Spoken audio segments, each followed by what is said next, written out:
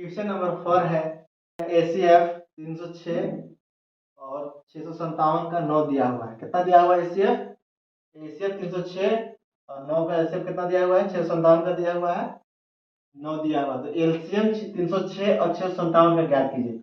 बहुत सिंपल है। सबसे पहले क्या करेंगे, लिखेंगे दिया है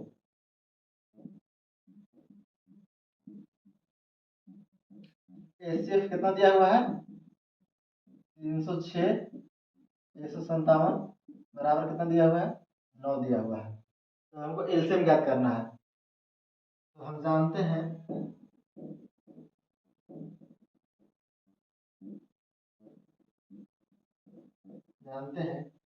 HCF A B into LCM A into B equal to A गुने B।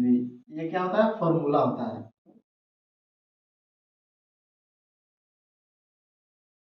ACF A into B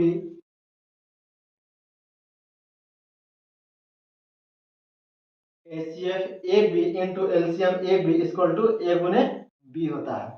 ठीक है, तो ACF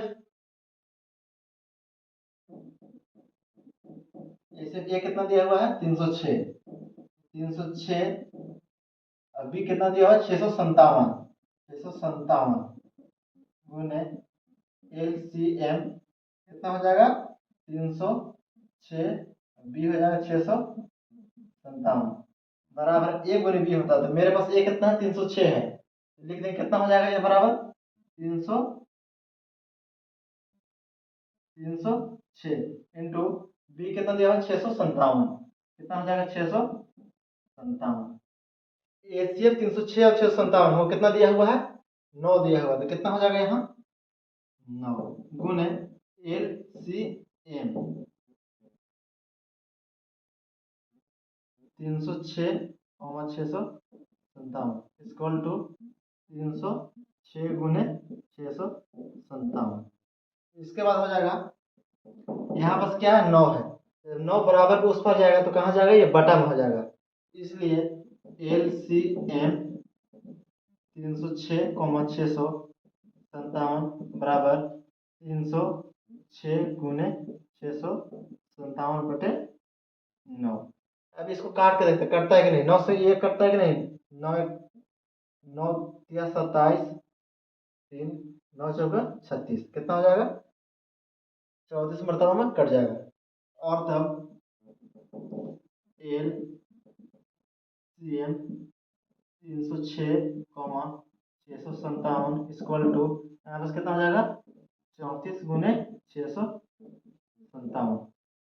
और तब LCM 306 और 657 कितना हो जाएगा 34 को 657 से जब मल्टीप्लाई करेंगे तो कितना आएगा 22 33 8। ये हमारा क्या हो जाएगा आंसर हो जाएगा। क्वेश्चन नंबर 6 है कि जांच कीजिए कि क्या किसी प्राकृतिक संख्या n के लिए संख्या 6 पावर n अंक 0 पर समाप्त हो सकती है कि नहीं। बहुत आसान क्वेश्चन है। क्या कह रहा है यहाँ पे 6 पावर n, ठीक है, अंक यानी ये वाला जो अंक है ये 0 पर समाप्त हो के नहीं होगा। तो सबसे पहले क्या है 0 पर समाप्त होने के लिए जब भी कोई संख्या जब 0 पर समाप्त होगा तो उसका अभाज्य गुणनखंड में 2 और 5 दोनों रहेगा। यानी जिस संख्या का अभाज्य गुणनखंड अगर हम करेंगे उस संख्या में अगर 2 और 5 दोनों है उस संख्या में तो वह संख्या 0 पर समाप्त होगा। और उसके अभाज्य गुणनखंड में 2 और 5 दोनों नहीं रहेगा या दोनों में से कोई एक रहेगा। अगर मान लें कि 2 रहेगा 5 नहीं है, 2 रहेगा 5 नहीं है, क्या वह संख्या 0 पर समाप्त होगा नहीं होगा। अगर मान लें कि 2 नहीं है 5 है तो वह संख्या 0 पर समाप्त होगा कि नहीं होगा, तो नहीं होगा। यानी कोई भी संख्या 0 पर समाप्त होने के लिए उसके अभाज्य गुणनखंड में 2 भी होना चाहिए और 5 दोनों होना चाहिए, तभी वह संख्या 0 पर समाप्त होगा। यदि कोई संख्या अंक 0 पर समाप्त हो तो वह संख्या 2 और 5 से विभाजित होगा।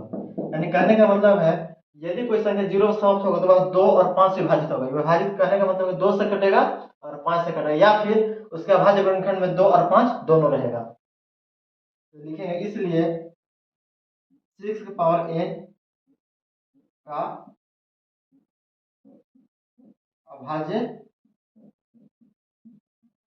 गुणनखंड 6 की पावर n का भाज्य, यानी यहाँ 6 यही ना कह रहा है, तो सबसे पहले इसको हम क्या करेंगे, इसका 6 का अभाज्य गुणनखंड करके देखेंगे, तभी ना पता चलेगा कि उसमें 2 या 5 है कि नहीं है, या 2 है या 5 नहीं है, या 5 है 2 नहीं है।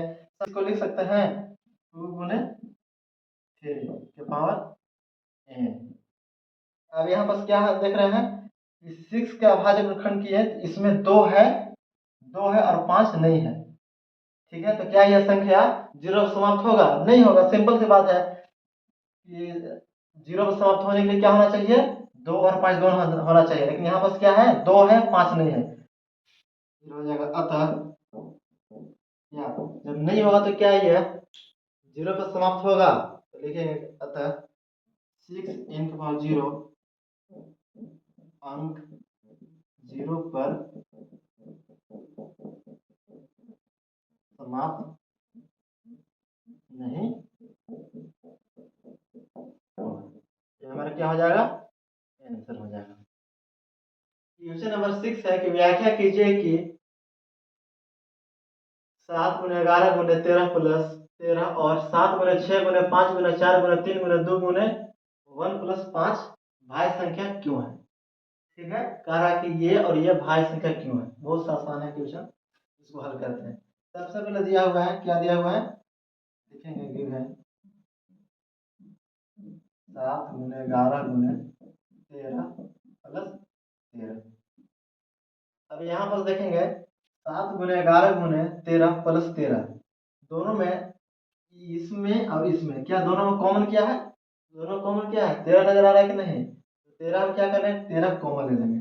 13 जब कॉमन ले लेंगे तो 7 गुने 11 गुने 13 में 13 जब निकाल लेंगे तो सिर्फ 7 गुने 11 बचेगा, 7 गुने 11, बीच में क्या है प्लस, यहाँ पर क्या 13, 13 को जब बाहर निकाल लेते हैं कितना बचेगा, 1 बचेगा।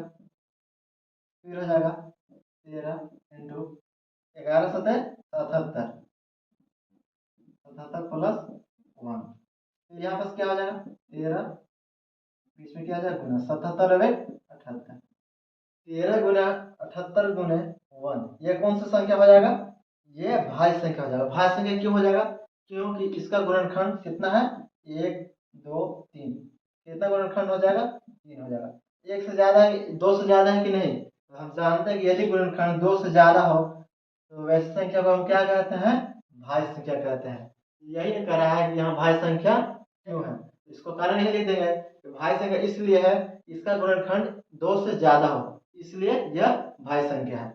फिर दूसरा दिया हुआ है एंड सेकेंड कितना दिया हुआ है, 7 गुने 6 गुने 5 गुने 4 गुने 3 गुने 2 गुने 1 प्लस 5। इसमें देखते हैं, इसमें और इसमें कॉमन कितना है, 5, इसमें भी 5 है और इसमें भी 5 है, तो 5 को हम कॉमन कर लिए, कितना हो जाएगा 7 गुने 6 गुने 4 गुने 3 गुने 2 गुने 1 प्लस, और तब 5 इंटू 7 6 4 3 2 इंटू 1 को जब गुना करेंगे तो कितना आएगा 1008 प्लस कितना है 1 हो जाएगा, और तब लिख सकते हैं 5, यहाँ पर क्या इंटू तो गुना है कि नहीं, गुना है, 1008 प्लस 1 कितना हो जाएगा 1009। 5 गुने 1009, इसको गुने 1 भी लिख सकते हैं। इसमें भी देखेंगे कि गुणनखंड क्या है, 2 से ज्यादा है, तो जब 2 से ज्यादा होगा तो वो कौन सा संख्या कहलाएगा, अब भाज्य संख्या कहलाएगा। ऑटोमेटिक है कि जब गुणनखंड 2 से ज्यादा होगा तो वैसे संख्या को क्या कहते हैं, हम भाज्य संख्या कहते हैं। तो लिख देंगे अतः अतः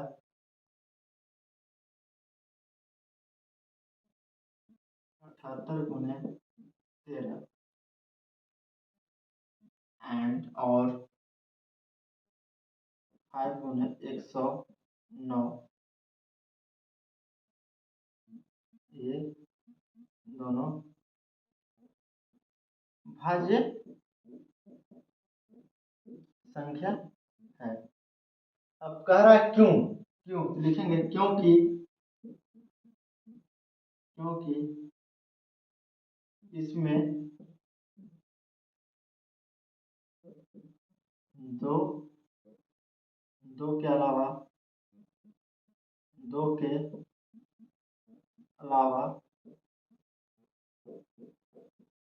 और भी गुणनखंड है। ये हमारा क्या हो जाएगा, आंसर हो जाएगा। क्वेश्चन नंबर 7 है, किसी खेल के मैदान चारों ओर एक वृत्ताकार पथ है, ठीक है। इस मैदान में एक चक्कर लगाने पर सोनिया को 18 मिनट समय लगता है। यानी कोई ग्राउंड है जिसमें सोनिया को एक चक्कर लगाने में उसको 18 मिनट का समय लगता है, जबकि इसी मैदान के एक चक्कर लगाने में रवि को 12 मिनट लगता है। रवि कोई और दूसरा व्यक्ति है जिसको वही उसी ग्राउंड पर एक चक्कर लगाने में उसको 12 मिनट समय लगता है, ठीक है। वे दोनों स्थान और एक ही दिशा पर चलना प्रारंभ करते हैं। सोनिया और रवि दोनों एक ही स्थान से चलना प्रारंभ करते हैं और एक ही दिशा में चलना प्रारंभ करते हैं, तो कितने समय के बाद वो पुनः प्रारंभिक स्थान पर मिलेंगे। तो बहुत आसान क्वेश्चन है। सिंपल से मान लें कोई एक ग्राउंड है, ठीक है, कोई एक ग्राउंड है वृत्ताकार। यहाँ पर क्या है, प्रारंभिक स्थान, ये क्या आ जाएगा, प्रारंभिक स्थान। मान लें कि यहाँ से सोनिया को एक चक्कर में कितना लगता है, सोनिया को 18 मिनट, और इसी ग्राउंड पे रवि को एक चक्कर लगाने में कितना लगता है, 12 मिनट। बहुत आसान है, लिखेंगे सबसे पहले कि अकॉर्डिंग टू क्वेश्चन,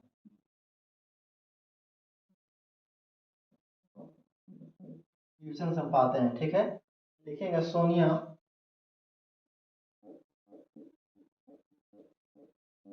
सोनिया को एक चक्कर लगाने में लगा समय बराबर कितना हो जाएगा,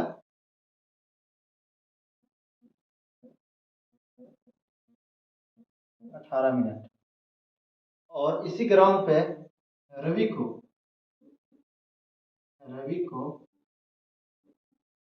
एक चक्कर लगाने में लगा बराबर कितना हो जाएगा, 12 मिनट। कह रहा है सोनिया और रवि को इस ग्राउंड पर जब लोग चक्कर लगाएगा तो कितने समय के बाद इन लोग प्रारंभिक स्थान पर दोबारा मिलेगा।